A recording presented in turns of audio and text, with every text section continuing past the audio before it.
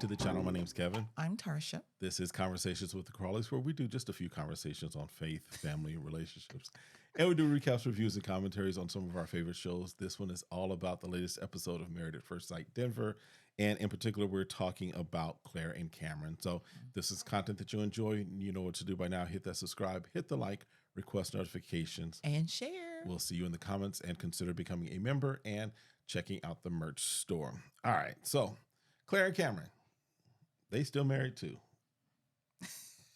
They are still married. And they are comfortable living together. Yes. She showers in the morning. He showers at night. night.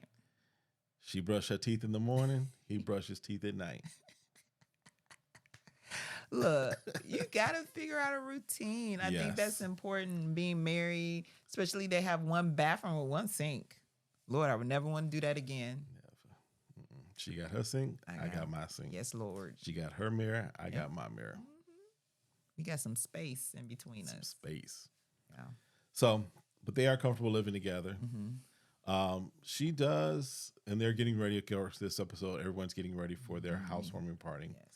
She takes some food to his job. Yes. She's like, okay. It was a half eaten. Okay, let's briefly. Go ahead. So we see her at the apartment talking to the camera that she's going to bring Cameron some lunch. Yes. I was like, oh, that's nice. That's sweet. Aw. I was like, so I don't know if she's making the lunch. I don't know if she's going to get it, but she's bringing him lunch. She's bringing him lunch. So then she shows up with a half-eaten sandwich to give to him, saying she's bringing him lunch. Y'all. Like, she got the Subway sandwich that she wanted. Right. Took a few bites out of it. Was like, oh, this ain't really work. I'll get the rest of him. Right. She did say she ate part of it. She did. Like, so I was like, what? Is it like you had to figure out a reason to get to the shop to make it all make sense? Next time, just get a foot long. You have one 6-inch. He has the other 6-inch. I've never. If we were together and you said initially you weren't hungry, and then I was like, hey, you want the rest of my sandwich? Because I'm not going to eat it. Absolutely. Or I want to make sure you don't go without eating. Absolutely. But I would never say, hey, I'm bringing you lunch, and then show up with half of my sandwich. You would look at me crazy, especially because we got different dietary. Right. So for example, like today, you went out to breakfast. You went out to brunch with one of your friends, with somebody, right? That'd be like you being like, these pancakes weren't all that good. I'm bringing you breakfast. And then bring it back half-eaten French toast. And, nah. Nah. And maybe that works for them. I'm just saying, for me, that doesn't make sense in my head. No. To do that for my partner. All. But hey. So she brings him food. She does. And remember, he owns a bike shop, and not just like a bike shop where he like fixes flat tires, but he makes builds and repairs, right? Yes. And he says that he is one of maybe 5 experts on carbon fiber in bikes. So I was like, all right, that means you charging a mint, because if I'm only 5, you're gonna pay like, well, those bikes can get real expensive. Oh yeah. Yeah. This ain't just going to Target and getting a Schwinn. Right. Right. That custom bike could cost like $2,000. Yes. Right. So yes. Putting that in perspective. Yeah. Like car, bike. Right. Car, bike. Okay. Used car. So there's even this scene where she helps him work on a bike. They both put their goggles on and everything, and she helps him work on a bike. And like, she's like, okay, this is cool. You starting to look sexy here in your business. Put your bike like you together. making money. That's sexy. Right. Cha-ching. So then they're getting ready for the party. And she is she's trying to blow up balloons. Right. She's like, okay, so Cameron's getting food. I'm doing decorations. First, she was trying to use the thing to blow it up. Yes. And it has glitter on the inside of it. I was like, she's going to swallow this glitter. Have to rush her to the hospital. Right. But we find out Cameron didn't get food. He's like, you know what? I don't want it to get cold, and we're going to order closer. But she's so much in anxiety. So they order empanadas. And she's like, okay. She starts to say, well, maybe order them closer. He's like, oh, they'll be ready in like 20 minutes. It's like 4 hours left before the party. So them empanadas was looking kind of stale. Yes, because she was like, "Oh, I'm sorry," and then she told him no, and then he's like, "Okay, I'm gonna start getting annoyed with you." Something like you would do with me, like, "Okay, do this because we need to do," and he's like, "Okay, fine," and then turn around and like, "Oh, maybe should do this," and it's already done. But for her sake, I'll say, because she was starting to get stressed by his lack of planning or his lack of initiative, if you will, towards the food. Or I'm thinking the lack of feeling the urgency. Right. I think she kept feeling this sense of urgency where he was so much relaxed about. You see what I'm saying? Well, and He's like, I say lack of planning because if he had said, I'm going to order at such and such a time, I've already researched it. It'll take them 30 minutes to get it together. They know I'll be calling and placing the order at that time because I already found out pricing, all that stuff. If he had a plan, she'd be good. exactly. But the fact that he's like, oh, I'll figure it out. I didn't get anything. It's like, well, no, bro, you can't just run No. up to the corner store. I totally agree with that but he wasn't communicating it. Right. Because maybe he did all that in his head.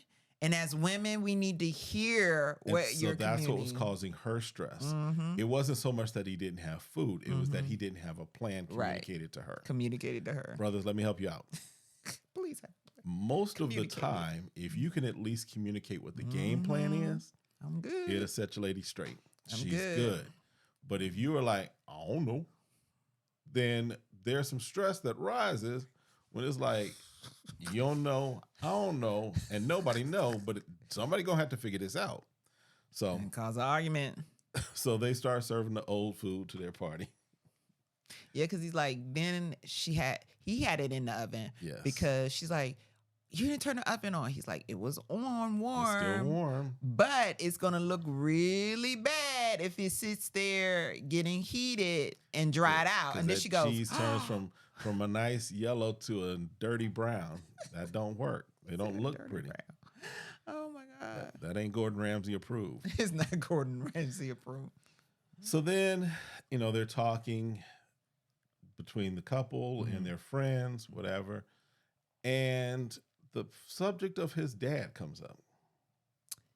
Yeah, so they were like kind of joking around, and I forgot what was the joke. It was something.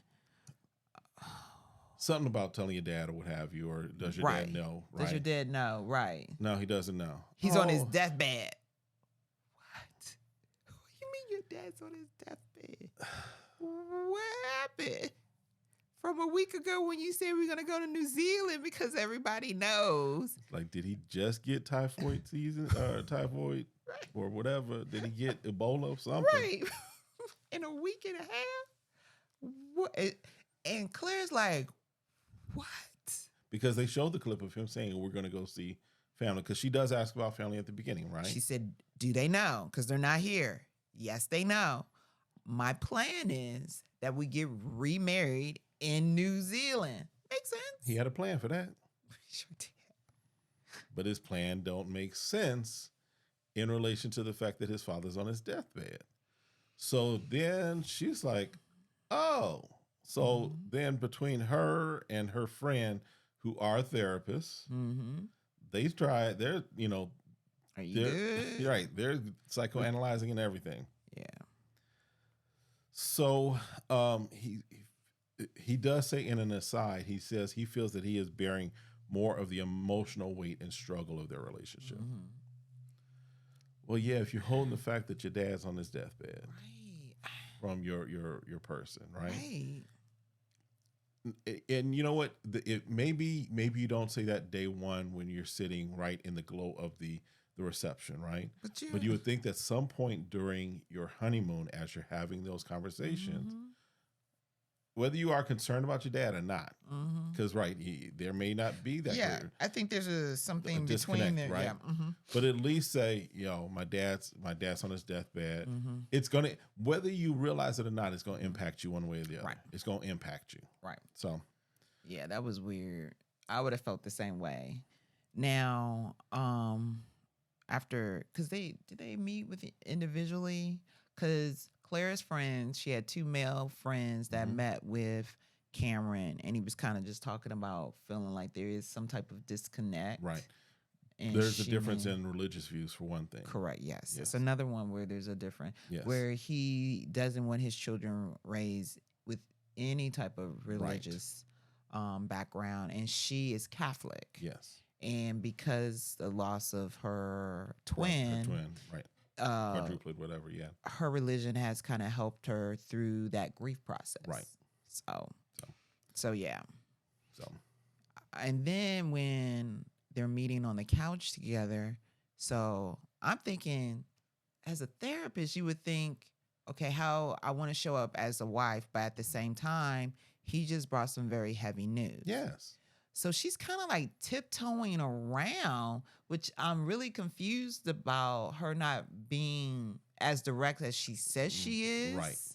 You know, because she's mentioning like, hey, you mentioned something earlier. I give her some credit because you don't want to feel like you're psychoanalyzing your spouse. Mm-hmm. So I'll give her credit that she didn't do that if that was an intentional thing. Mm-hmm.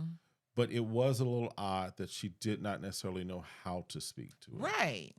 Because I would have at the very minimums like, oh my God, I'm really sorry. Right.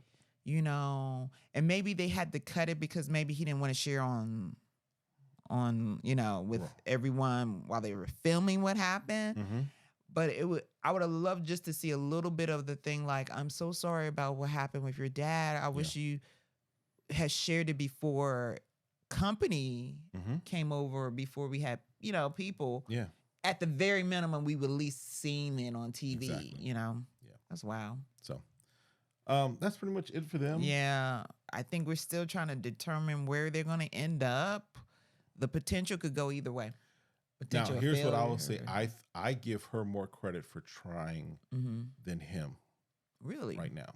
Really? Even though he started out more stronger and trying, and she was kind of like overthinking. And it may be, and I'll give this. It may be the fact that she's making more of an effort now. Mm-hmm.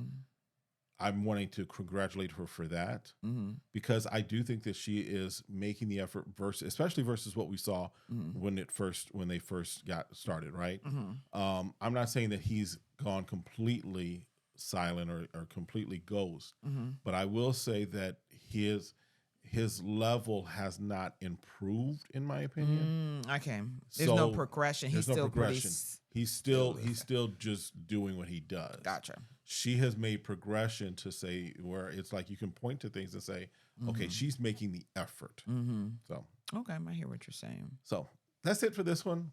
Let us know in the comments what you thought and what we might have missed. We'll see y'all next time. Have a great one. Be blessed. Bye.